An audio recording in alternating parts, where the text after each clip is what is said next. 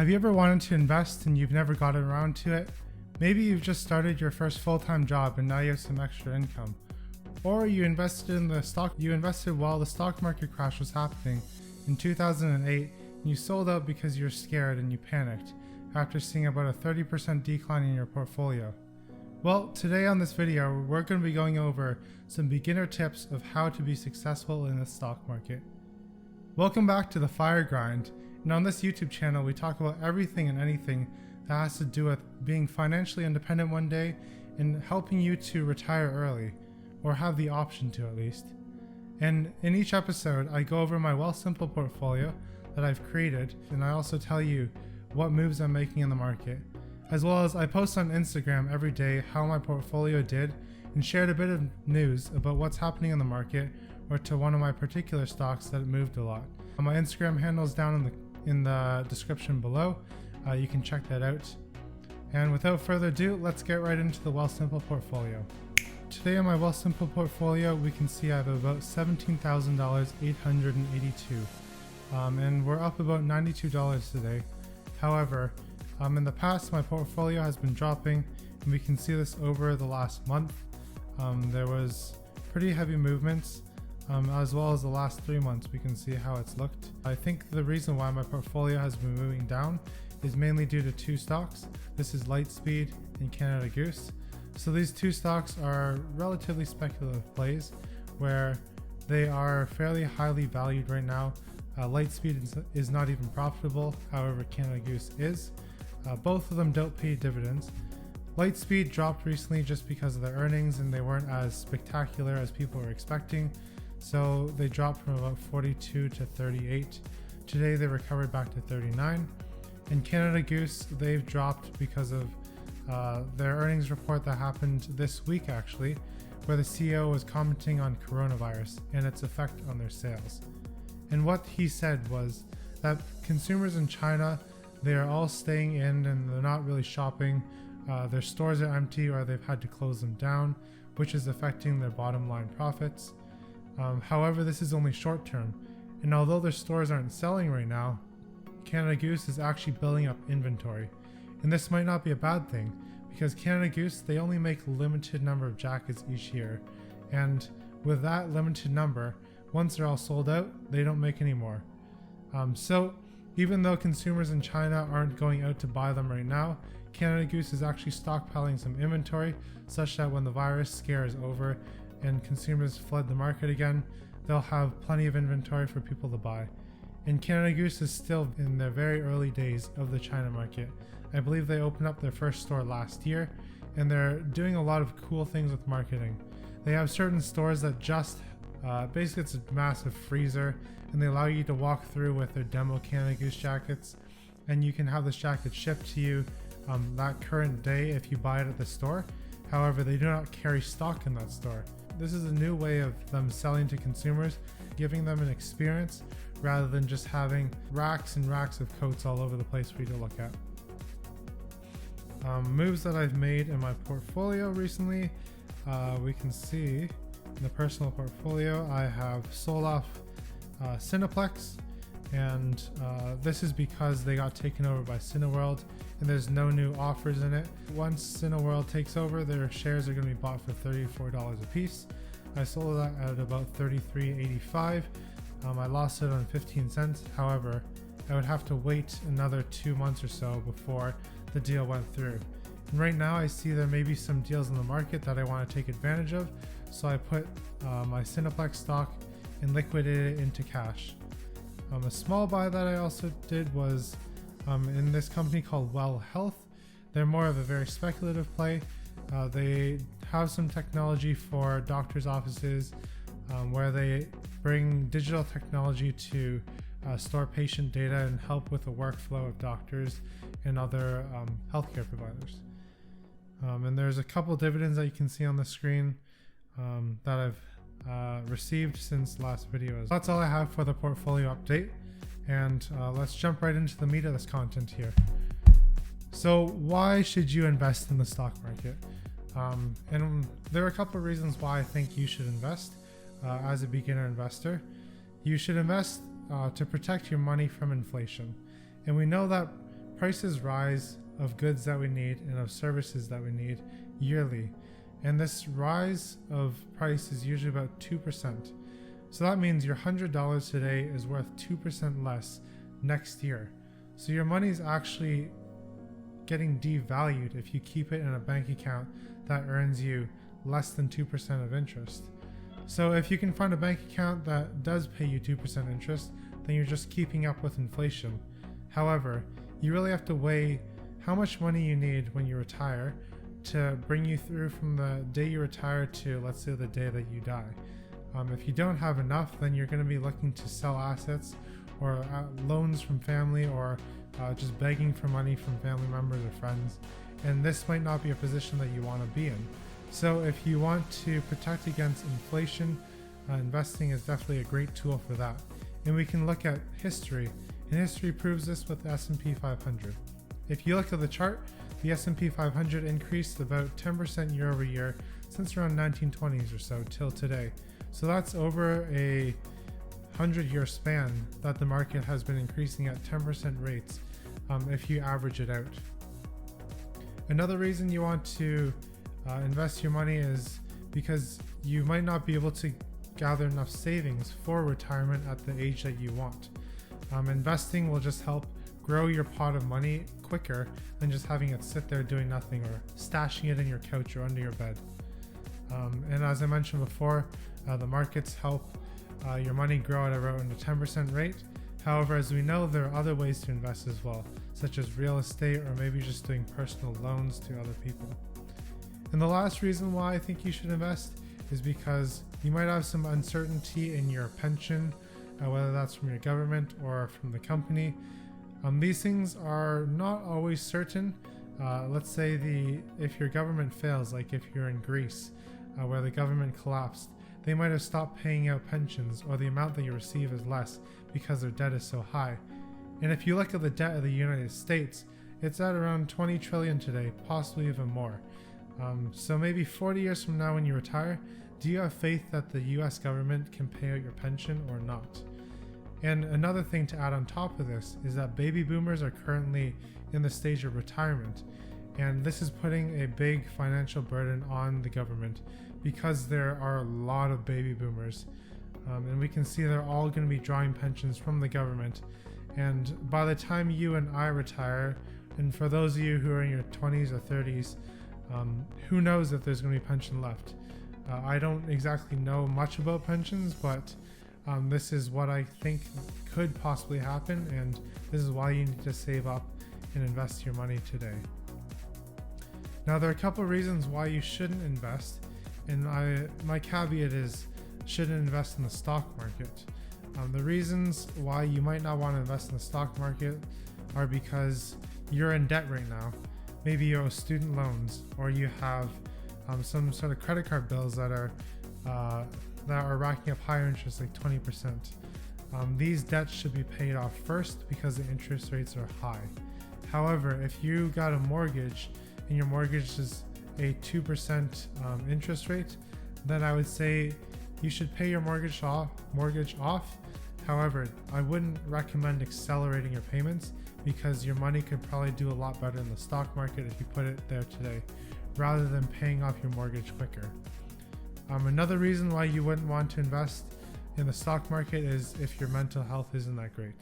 So if you're a person who is very emotional about all the decisions in life, you might get emotional over your stocks as well. And this can get dangerous if you see large swings in your portfolio. It is great if your portfolio goes up by 50%. You might sell then, but then the danger there, it's kind of a danger, is that if the stock goes up even higher, maybe rockets up by another 200%, you might feel emotionally sad, and this might take a toll on your everyday life because you missed out on those gains. Now, on the reverse side is that if you buy a stock and it drops 50%, this can also take an emotional toll on a person to see half your wealth that you put into that stock just become nothing overnight. So investing isn't for the faint-hearted. Now we'll go over a couple types of investing. The first one is dividend growth, or just dividend investing as well. I'll lump these two into one. Dividend investing is when you're looking for companies that pay you cash for holding their shares. And as a shareholder, you're actually an owner in a company. So as an owner in the company, if the company is profitable, you also reap the benefits. So as a dividend stockholder, you receive basically the profits paid into your pocket, because who else is going to take that? They already pay bonuses to CEOs, but the company is ultimately owned by its shareholders, and you also want to share in those profits. So dividend companies can be dividend growth companies like Apple or Nvidia. So these companies are dividend growth companies because they're growing their dividend year over year at a fairly high rate. And these high rates are maybe looking at 7 to 20% increase in dividend year over year. Now your other dividend companies, which I'll call your regular dividend companies, are maybe things more like REITs or even income funds. And these dividend companies just pay out a fairly steady dividend. They may or may not increase their dividend year over year. However, the increase is very minimal. These companies might include your telecoms as well as banks, because they're not growing the dividend at as fast a rate as companies like Apple or Nvidia. And these companies are great because their dividend payout percentage is typically higher, maybe from the 4 to 8% range. And for an investor who is looking for more fixed income, when you're retired, you're looking for that 4% check every month. This is a great form of income for you. As a dividend investor, this is just a way for you to get paychecks month over month, or to support your lifestyle. The next form of investing that we're going to be talking about is growth investing, where you're investing in pure growth companies.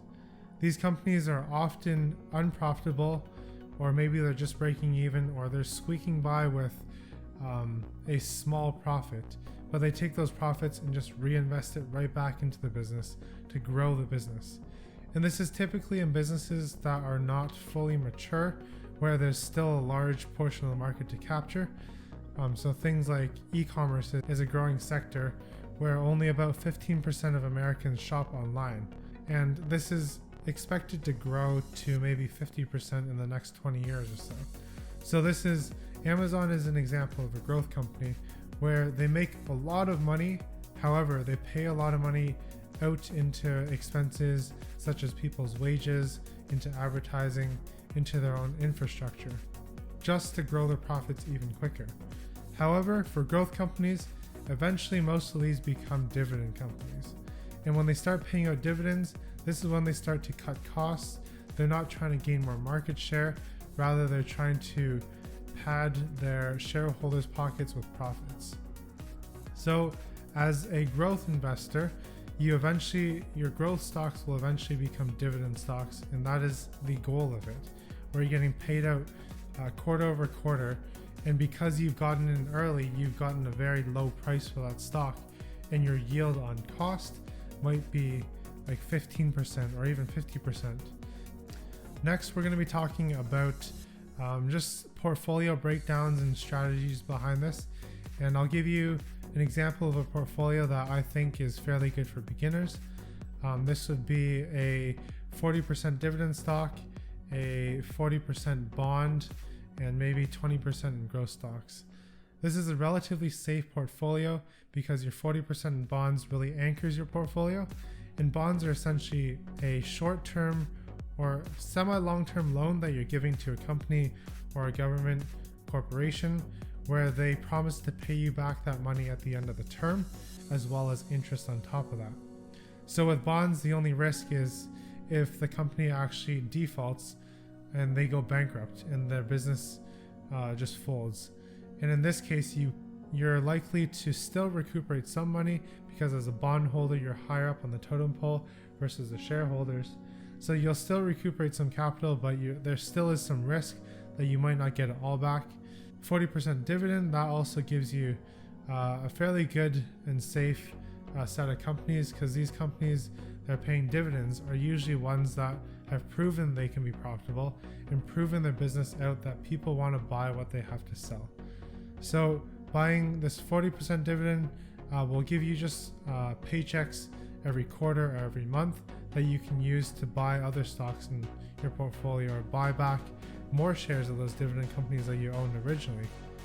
And now the last 20% you can put into growth stocks. It may be a small portion of that into spec stocks if you're into it, but I would recommend maybe anywhere from 1 to 5% for spec stocks, as those might be like penny stocks that you're talking about. But for the 20% of growth stocks that you have in your portfolio, it's great just to have exposure to this, because if the market is doing really well, like we've seen from 2017 to 2019, those 20% of growth stocks will have shot up maybe by 50%, which your dividend stocks could not give you. However, on the flip side, if you own these in 2008, your growth stocks, they would have been the ones that dropped heavy and maybe lost 25%, 50%, or even 75% of their value. However, being only 20% of your portfolio, the amount that you lost is not very significant compared to the rest of your portfolio, which is in your safer bonds or dividend stocks. And those tend to maybe drop about 10% or 20%. Next, we're going to be going over common beginner mistakes. The first mistake that I see a lot of people have is when they invest in the stock market, they expect returns tomorrow. And when they don't see that, they'll go right into penny stocks because they see the price movement on those are 20% within a day, and they're like, oh, if I buy here because it dropped, it might go up tomorrow. However, this is not the case, and most times people get burned by this. The second mistake is reading the first article you see out there and just buying whatever the author recommends. This is a common mistake with beginners because they just want to dive right into it. They don't want to do the research because it is very time consuming. If they're sold by a writer of an article who has a bias on the stock and they just buy it without understanding the business, they will likely get burned as well, unless they get lucky. It's really a gamble at that point if you don't do your own research and you rely on someone else's opinion. The next mistake that I see a lot of people do is they buy as a stock is going parabolic and they sell as it pulls back. And the most recent example of this could be Tesla. Robinhood recently released an article saying that 20,000 of their investors on the Robinhood platform invested in Tesla the day that they hit their all-time high of $960 or so. And the next day, you know what happened to Tesla? They dropped to $750 or so. And this is because there was such a huge price swing that Tesla rose from around $500 to $900 in 3 days. And this is an insane move and a fairly risky thing to put your money into. However, a lot of beginner investors get FOMO as they see the stock just skyrocket up and up. And they're like, oh, I need to get in now and now and now. And a lot of people invest at the top because they just see it going up and up and they have hopes that it'll continue to double, triple, quadruple. A lot of these investors who invested at Tesla at the peaks, they probably sold out when it dropped to 750 because they panicked. And we can see that the stock has since then settled around 700 or so, and maybe they've stopped investing in stocks because they got so scared from their losses in Tesla. These are a couple of the mistakes that I see a lot of beginners make, and hopefully that you listening to this video can take these mistakes and learn from them. And lastly, my recommendation of when to buy a stock is that you have to have a good understanding of that business. Fundamentally, you have to know if this business can make money. Because if this business is a money-losing business and it will never make money, then there really is no point in you putting your hard-earned money into that business. So typically, I would suggest that you invest in businesses that you understand. If you're a gamer, for example, you might want to look into the gaming companies because you have good insights into that whole market. You might know about the whole rise of esports and who are the top ranked athletes or esports athletes in this sector. And you maybe even go to these tournaments and you see the rise in popularity, and you have these insights because you're immersed in this market. You might also know which platforms are the best for gaming or which consoles sell the best, like Nintendo Switch or Xbox or PlayStation, as well as the game maker companies whether that's like EA Games or Riot or other companies that make video games. You might have good insights into how they make their games and which ones players like best. And also watching streamers and understanding the whole streaming market, which video games are the most popular. You might be able to predict certain trends before they actually play out. So always invest in what you really know, because in those sectors you have the best insights and you can rationalize why you bought into those companies. Well, if you made it this far into the video, thanks for sticking around. If you have any questions or comments, leave them in the section below. I reply to every single comment or question that I have out there. If you like the video, smash the like button, as well as click the subscribe button if you want to learn more about investing and follow my journey. Keep up the grind and have a great day.